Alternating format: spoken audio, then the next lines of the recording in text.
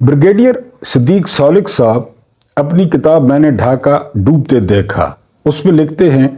कि 1971 के election on पहुंचे। रावलपिंडी से हिदायत थी कि सिवाय झगड़े के या बलवे के पोलिंग में किसी किस्म की आप लोगों ने न रुकावट डाल दी है न किसी को पूछना है। बिस्मिल्लाहिर्रहमानिर्रहीम। मैं महमूद नियादी हूँ एंड अस्सलाम वालेकुम वरहमतुल्लाहि वबरकातुहू। बात हो रही थी इलेक्शन की, तो ब्रिगेडियर साहब आगे चल के लिखते हैं कि वहाँ पे बहुत ज़्यादा शिकायत आई, यानी कप्तानों के पास, मेजरों के पास शिकायत इस किस्म की थी कि एक कम उम्र जो लड़का है वो वोट पोल कर रहा है, एक बंदा चौथी दफा जो है ना वो वोट पोल कर रहा है, लेकिन साथ की बिल्डिंग में बैठे हुए फौजी अफसर उनसे सवाल करते थे कि कोई झगड़ा हुआ है, कोई रोला हुआ है, तो वो कहते थे नहीं। तो वो कहते थे बस बाकी आप जाने और रिटर्निंग अफसर जाने, हमारा जो काम है वो सिर्फ रोकना है झगड़े को और बलवे को। ब्रिगेडियर साहब आगे चल के लिखते हैं कि सारा दिन पोलिंग जारी रही और एज एक्सपेक्टेड जिस तरह की तवक्को की जा रही थी इलेक्शन से पहले भी, उसी तरह उन्हीं तवक्कुआत के मुताबिक शेख मुजीबुर रहमान ने सवाए 2 सीटों के पूरे मशरकी पाकिस्तान में नव बांग्लादेश झाड़ू फेर दिया। उन्होंने 2 सीटों के सिवा सारी सीटें जीत ली। और ब्रिगेडियर साहब आगे चल के लिखते हैं कि शाम को लेफ्टिनेंट जनरल साहबजादा याकूब खान वो बड़े खुश थे, उनके चेहरे पर बड़ा इत्मीनान था और उन्होंने हमारे जो है ना वो ऑपरेशन रूम में आकर कहा कि अल्लाह का शुक्र है इलेक्शन बिल्कुल शफाफ हुए हैं, आज़ाद हुए हैं और लोगों ने खुलकर जो है वो अपने वोट का हक इस्तेमाल किया है। अब मैंने ये वाक़या आपके सामने क्यों रखा? ये मैंने इसलिए रखा कि इलेक्शन हो गए और उसका रिजल्ट सामने आ गया। फिर उस रिजल्ट को कंट्रोल करना वो किसी के काबू में न रहा। 1 साल तक कौमी असम्बली का इजलास न बुलाया गया, इधर भुट्टो साहब डटे हुए थे। तो उससे सबक क्या मिला ताकतवरों को, एस्टेब्लिशमेंट को उससे क्या सबक मिला? उससे ये सबक हासिल किया कि बजाय यानी उसी तरह शफाफ इलेक्शन हो, लंबी लंबी कतारें हों, लोग अपनी मर्जी के उम्मीदवार को वोट डालें, लेकिन यहाँ पे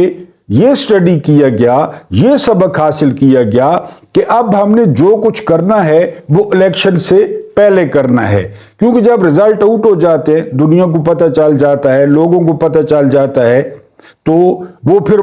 जो है वो डैमेज कंट्रोल करना मुश्किल होता है। आप 2018 को याद करें, डॉक्टर मुईद पीरजादा के मुताबिक वो हल्फन कहते हैं कि जब कराची की सीटों का नतीजा जल्दी आ गया और गैर मुतवक्को तौर पर 15-16 सीटें पीटीआई ने कराची से जीत ली, तो फिर ताकतवरों के कहने पर आरटीएस सिस्टम को बिठाया गया, आरटीएस सिस्टम को बंद किया गया और पंजाब से जो है वो इतनी सीटें पीटीआई की कम की गई ताकि इसको बिसाखियों की जरूरत पड़े, इसको एमक्यूएम की जरूरत पड़े, इसको अख्तर जान मेंगल की जरूरत पड़े और वही हुआ, आपने देखा। तो तजर्बा ये हासिल किया ताकतवरों ने कि हमने जो कुछ करना है, ये जो आप देख रहे हैं ना पूरे मुल्क में 1 हफ्ते से कागजात छीने जा रहे हैं, मार कुटाई हो रही है, लोगों के घर पे छापे मारे जा रहे हैं, आरओज जो है वो दफ्तर में नहीं होते, आरओज दफ्तरों को ताला लगा देते हैं, आरओज वो पीटीआई के उम्मीदवारों को डील नहीं करते, बैंक वाले फीस नहीं लेते। तो ये सबक सीखा गया कि जो कुछ हमने करना है वो हमने इलेक्शन से पहले करना है, क्योंकि इलेक्शन डे पे फिर मामलात को या इलेक्शन के बाद फिर पोलिंग को वो कंट्रोल करना वो मुश्किल हो जाता है। तो उससे एक सबक, यानी ये जो है ना वो आप कह लें कि इससे 2 सबक मिलते थे। एक सबक तो ये मिलता था कि इस तरह फेयर एंड फ्री, आप किताब ले लें, उस किताब में वाज़े तौर पे लिखा हुआ है कि फौजी अफसरों के पास शिकायत जाती तो वो कहते मुतलका बंदों से राब्ता करें, हमारे ज़िम्मे ये है कि किसी पोलिंग स्टेशन पर झगड़ा ना हो, किसी पोलिंग स्टेशन पर खून खराबा ना हो, लिहाजा आप जाने और पोलिंग का अमला जाने, आप जाएं और अपना वोट डालें। एक ये सबक था, यानी कि बिल्कुल लोगों को अपनी मर्जी पे छोड़ दिया जाए, लोग जिसको वोट डालते हैं, लोग नून लीग को वोट डालते हैं, लोग पीपल्स पार्टी को वोट डालते हैं, लोग पीटीआई को वोट डालते हैं, लोग टीएलपी को वोट डालते हैं, जिसको मर्जी है वोट डालें। اور ساری جو دنیا نے ترقی کی ہے یا جو ترقی یافتہ دنیا ہے اس میں الیکشن اسی کا نام ہوتا ہے، لیکن یہاں پہ دوسرا سبق حاصل کیا گیا۔ یعنی میرا خیال ہے میرے جو محترم ویورز ہیں وہ ڈاٹ کنیکٹ کر لیں گے کہ الیکشن کے رزلٹ آنے کے بعد وہ ڈیمیج کنٹرول کرنا وہ مشکل ہوتا ہے۔ پھر سبق یہ سیکھا گیا کہ الیکشن سے پہلے جنوبی پنجاب محاذ بنانا ہے، الیکشن سے پہلے لاڈرے کو لانا ہے، الیکشن سے پہلے بیوروکریسی کے زیر انتظام جو ہے وہ الیکشن کروانے ہیں، الیکشن سے پہلے کاغذات چھیننے ہیں، الیکشن سے پہلے شناختی کارڈ بلاک کرنے ہیں، الیکشن سے پہلے اشتہاری قرار دینا ہے، الیکشن سے پہلے جیلوں میں ڈالنا ہے۔ یہ پھر انہوں نے سبق سیکھا۔ میرا خیال ہے کہ میرے محترم قارئین کو ساری بات، سوری پھر قارئین کہہ جاتا ہوں، ویورز کو ساری بات سمجھ آ گئی ہوگی کہ یہ کیوں ہو رہا ہے۔ اس کے بعد عرفان صدیقی صاحب جو پروفیسر ہیں، ڈاکٹر یونس بٹ نے لکھا تھا کہ ایک پروفیسر وہ ہمیشہ پروفیسر ہی رہتا ہے، اگرچہ وہ بعد میں سیانی باتیں بھی شروع کر دے لیکن وہ رہتا پروفیسر ہی ہے۔ عرفان صدیقی صاحب نے فرمایا ہے کہ اسٹیبلشمنٹ جو ہے وہ فکس کرے پی ٹی آئی کو، وہ پی ٹی آئی کا نام و نشان مٹا دے، وہ پی ٹی آئی کو الیکشن میں حصہ نہ لینے دے، اور وجہ 9 مئی۔ میں ذرا پروفیسر صاحب کو یاد کراتا چلوں کہ جنہوں نے سپریم کورٹ پہ حملہ کیا، جب 9 مئی ہوا نا، اس میں جو شہداء کے مجسموں کی بے حرمتی کی گئی، آیات لکھی ہوئی تھی، ہر دفعہ مذمت کی ہے کہ نہیں ہونا چاہیے تھا، تو ٹھیک ہے ہو گیا۔ اس وقت عمران خان جیل میں تھے، اور پروفیسر صاحب کو یہ جو ہے میں یاد کراتے چلوں کہ سپریم کورٹ پر جب حملہ ہوا نواز شریف فزیکلی وہاں پہ موجود تھے، تو نون لیگ کو کرش کیوں نہیں کیا گیا اور نون لیگ کو کیوں نہیں کچلا گیا؟ اس کے بعد نون لیگ 2 دفعہ 3 دفعہ وزیر اعظم بن چکی ہے، تو نون لیگ کی بھی کھال اتار لی جاتی، ساری جماعت کی۔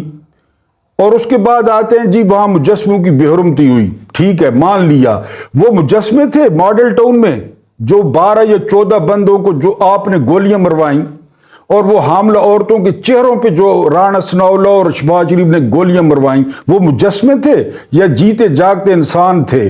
ان کے بارے میں کیا خیال ہے؟ جو کراچی میں پتہ نہیں وہ بھی مئی تھا جو وکیلوں کو زندہ جلایا گیا، اس کے بارے میں ایم کیو ایم کے بارے میں کیا خیال ہے آپ کا؟ جو پستول لہرا رہے تھے اور لائیو کوریج آ رہی تھی ان پہ بھی۔ اچھا پھر سٹنگ آرمی چیف بیٹھا تھا یونیفارم میں اور جہاز کو سری لنکا سے پاکستان میں نہیں اترنے دیا گیا، اس کے بارے میں کیا خیال ہے؟ وہاں فکس نہ کیا جائے نواز شریف کو یا پوری پارٹی کو؟ وہ آپ بہت جلد بھول جاتے ہیں۔ یا تو پھر یہ سب پہ کمیشن بٹھائیں، 9 مئی پہ بھی کمیشن بٹھائیں، سپریم کورٹ پہ جو حملہ ہوا جسٹس سجاد علی شاہ کی کتاب پڑھ لیں یا کاشف عباسی کے ساتھ ان کا انٹرویو سن لیں کہ وہ کیا فرما رہے ہیں۔ اور پھر ماڈل ٹاؤن میں یعنی جسٹس قاضی فائز عیسیٰ کو بھٹو کیس تو یاد آ گیا ہے لیکن ماڈل ٹاؤن یاد نہیں آیا، کیونکہ یہ بڑے لوگ ہیں، یہ نواب ہیں، یہ وڈیرے ہیں، یہ سسٹم کے لاڈلے ہیں، وہ کیس نکل آیا ہے پیپلز پارٹی کو نیا بیانیہ دینے کے لیے۔ تو پروفیسر صاحب آپ تو پروفیسر ہیں، انصاف کریں، ماڈل ٹاؤن کا بھی جو ہے نا اس میں پوری نون لیگ کو فکس کیا جائے آپ کے بقول۔ اس کے علاوہ سپریم کورٹ حملے پر پوری نون لیگ کو فکس کیا جائے آپ کے بقول۔ اور اس کے علاوہ وہ جو کراچی میں ہوا تھا پتہ نہیں 12 مئی تھا یا جو بھی، جہاں وکلا زندہ جلائے گئے تو وہاں ایم کیو ایم ساری کو فکس کیا جائے۔ پھر صحیح بات کریں نا، پھر خالی پالش نہ ماریں اس عمر میں۔ آپ کے جو ہے نا وہ جانے کے دن بھی ہیں، وہ تو خیر اللہ کو پتہ ہے کون پہلے جاتا ہے، بہرحال آپ کی ٹانگیں بظاہر قبر میں ہیں تو بات سیدھی کریں۔ سردار لطیف خان کھوسہ کو جو ہے وہ پی ٹی آئی کی وکالت کا، پی ٹی آئی میں شامل ہونے کا اور پی ٹی آئی کا ساتھ دینے کا وہ پہلا نتیجہ موصول ہو گیا ہے۔ ان کی بہو کو گرفتار کیا گیا، ان کی بہو کو ہراساں کیا گیا جب وہ کاغذات نامزدگی جو ہے حاصل کرنے کے لیے یا جمع کرانے کے لیے وہاں پہ پہنچی۔ میں اس سے پہلے اپنے ویلاگ میں کہہ چکا تھا کہ آج پاکستان میں کاغذات نامزدگی چھیننے کا وہ آخری دن تھا۔ اس سے پہلے اتنی عمر ہو گئی، بہت سارے الیکشن کور کیے، بہت ساری پاکستان میں الیکشن یا انتخابی سرگرمیاں دیکھی، لیکن جو اس دفعہ وہ بازار حسن لگا یعنی پاکستان میں اس دفعہ جو پولیس نے مذاق اڑایا، قانون کا اس دفعہ جو عدلیہ نے اپنے منہ پہ پٹی باندھ لی وہ پہلے کبھی نہیں دیکھا کہ جی لوگوں کو مارا جا رہا ہے، بلکہ ایک بینک میں ایک جو ہے وہ ملازم نے فیس لینے سے انکار کر دیا کہ میری نوکری کو خطرہ ہے۔ بہرحال آپ یہ سارا کچھ کرتے رہیں، اب سارا کچھ آپ نے پہلے بھی یہی کیا ہے، تو پہلے آپ نے یہاں کون سی دودھ اور شہد کی نہریں بہا دیا یہ کچھ کر کے، یہ توڑ تاڑ کر کے، یہ جو ہے نا وہ جوڑ توڑ کر کے، یہ لاڈلے لا کے آپ نواز شریف کو پہلے بھی جو ہے نا وہ 3 دفعہ لائے ہیں اور اسی طرح لائے ہیں، یعنی وہ جو ہے نا تو وہ پہلے اس نے، اور پھر 4تھی دفعہ اس کا بھائی جو چیری بلاسم تھا اس کو مسلط کر دیا ہے، بلکہ پورے کت خانے کو مسلط کر دیا اس کے ساتھ۔ تو کیا اس ملک نے حاصل کیا؟ اس عوام کے حصے میں کیا آیا؟ مہنگائی، بے روزگاری، اس کے علاوہ تباہی، اس کے علاوہ بربادی، کھادوں کی بلیک میل اور بجلی کے بل۔ کیا اس قوم کو کیا ملا؟ آپ کے رتبے، آپ کے عہدے، آپ کی تنخواہیں، آپ کی پینشنیں، آپ کا ڈیزل، آپ کا پیٹرول، چاہے وہ عدلیہ ہے چاہے وہ دوسرے طاقتور لوگ ہیں، وہ تو ایز اٹ از وہ تو سرکار کا ہے، وہ تو یعنی جتنی بھی مہنگائی ہو، تیل پیٹرول آپ کا سرکاری ہے جتنا بھی مہنگا ہو، ڈیزل آپ کا سرکاری ہے جتنا بھی مہنگا ہو، بجلی آپ کی سرکاری ہے جتنی بھی مہنگی ہو۔ تو یہ جو 24 کروڑ یا 25 کروڑ یہ جو بھیڑ بکریاں ہیں، ان کے بارے میں بھی اگر آپ تھوڑا سا اپنا فوکس ٹلڈ کریں کہ ان لاڈلوں کو چھوڑ کے اور ان مافیاز کو چھوڑ کے چلیں کسی عام بندے کی بات کر لیتے ہیں، چلیں کوئی عام نوجوان اسمبلی میں پہنچ جائے، چلیں کوئی عام جو ہے نا وہ لوگ یا نوجوان جو ہے وہ اسمبلی میں پہنچ جائیں، لیکن نہیں، بالکل جو ہے وہ حدیث کا مفہوم ہے کہ جو ہے مومن ایک سوراخ سے 2 دفعہ نہیں ڈسا جا سکتا۔ یہ وہ بدقسمت قوم ہے، ظاہر ہے ہم مومن نہیں ہیں، یہ وہ بدقسمت قوم ہے کہ ایک ہی سوراخ سے یہ 1 بار 2 بار 3 بار 4 بار 5 بار وہ ڈسی جا رہی ہے، لیکن جو عادات ہیں جو لچھن ہیں وہ وہی ہیں۔ تو سردار لطیف خان کھوسا ان کو پہلا رزلٹ مل گیا ہے، جو پہلے پی ٹی آئی میں تھے ان کو تو مل رہا تھا، 16-18 مہینے سے مل رہا ہے، وہ نئے آئے تھے ان کو بھی نتیجہ موصول ہو گیا ہے، ابھی وہ مزید نتائج کے لیے تیار رہیں۔ اور آخری خبر یہ ہے کہ پورے پنجاب کا آدھا بجٹ لاہور میں لگایا، پورے لاہور کے سینے میں سریا ٹھوکا، بجری ٹھوکی، سیمنٹ ٹھوکی اپنے کاروبار کے لیے، یہ جی میٹرو، یہ جی اورنج، اور آخر پہ بات رکی کہاں کہ پورا ٹبر وہ وہاں سے بھاگ گیا ہے۔ کوئی قصور خوار ہو رہا ہے، کوئی مانسیرے خوار ہو رہا ہے، کوئی کراچی کی خاک چھان رہا ہے، آگے مریم بی بی ہیں اور پیچھے جو ہے نا وہ صنم جاوید ہیں، وہ جہاں سے کاغذات جمع۔ اور آپ حد دیکھیں، آپ خوف کا لیول چیک کریں کہ بننا وزیر اعلیٰ پنجاب کا اور مریم بی بی نے خصوصی نشستوں پہ بھی کاغذات جمع کرائے تھے اور کرائے ہیں کہ جی مجھے ہر طرف سے اگر منہ کی کھانی پڑے، کیونکہ میں نے پہلے بھی عرض کیا کہ اگر فیئر الیکشن ہوتا ہے، اگر صاف شفاف الیکشن ہوتا ہے، اگر ووٹر جو ہے، آپ 17 جولائی کو یاد کریں، انہی کی حکومت تھی، یہی الیکشن کمیشن تھا، سکندر سلطان راجہ منشی، پولیس انہی، سارا کچھ ان کا تھا، اور کیا عبرتناک شکست ہوئی تھی نون لیگ کو آپ کے سامنے ہیں، اور اس لاہور میں کیا شکست ہوئی تھی۔ تو وہ سارے اپنے آبائی حلقوں کو چھوڑ کے وہ خاک چھانتے پھر رہے ہیں مختلف حلقوں کی، پھر یہ کہتے ہیں خان صاحب کو سیاست نہیں آتی، پھر یہ کہتے ہیں پی ٹی آئی سیاسی جماعت نہیں ہے، کہتے ہیں کہ جی ہاتھ باندھے، پیر باندھے، منہ پہ پٹی باندھیں اور اس کے بعد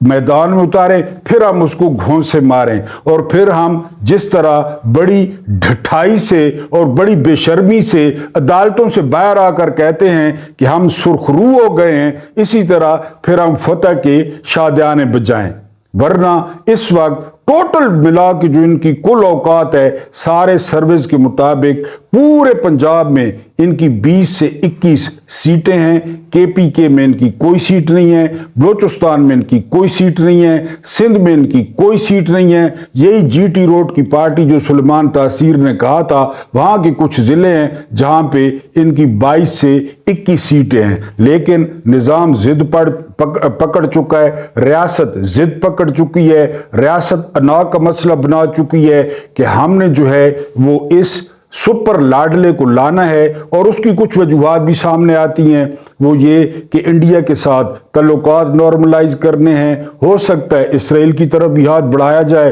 और इस पालतू को जिस तरह लाएंगे संगली हमारे हाथ में होगी और इसको हम जिधर मर्जी है वो ले जाएं। तो ब्रेकिंग न्यूज ये है कि पूरा टब्बर वो लाहौर को छोड़कर इधर उधर खाक छानता फिर रहा है और महफूज हल्के तलाश करता फिर रहा है कि जहां से लाख लानत है इनकी ऐसी तरक्की पे और इनकी ऐसी सियासत पे कि वो अपना आबाई हल्के जो है छोड़ के वो इधर उधर भाग रहे हैं। कल परसों अर्ज किया था इमरान खान को जेल से न निकालें, सिर्फ मियां वाली में इलेक्शन लड़ने दें, फिर आप देखें कि इमरान खान वहां से कितने वोट लेते हैं। ये आपका अपना डिजिटल प्लेटफॉर्म है। वीडियो अच्छी लगी हो तो लाइक जरूर करें, अगर आप लाइक नहीं करते तो कमेंट जरूर करें। दूसरे यूट्यूब फैमिली को फैलाने में और बढ़ाने में आपका ताउन और आपकी मदद दरकार है। इस खाकसार को जरूर सब्सक्राइब करें। अल्लाह पाक आप लोगों को आसानियां अता फरमाए, आसानियां बांटने की तौफीक अता फरमाए एंड मुझे बर्दाश्त करने का बहुत बहुत शुक्रिया।